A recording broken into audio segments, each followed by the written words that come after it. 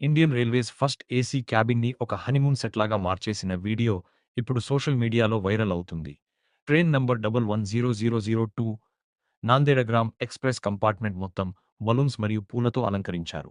Train వెళ్తుండగానే ఈ compartment అలంకరించడం వీడియోలో స్పష్టంగా కనిపిస్తుంది.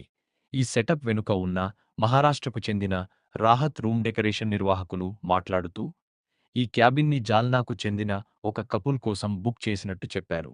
ఇండియన్ రైల్వేస్ సమాచారం ప్రకారం డెకరేటర్ ఎటువంటి అనుమతి లేకుండా కోచ్‌లోకి ప్రవేశించాడని, ఇది స్పష్టంగా రైల్వే రూల్స్ ఉల్లంఘించడమేనని తేలింది.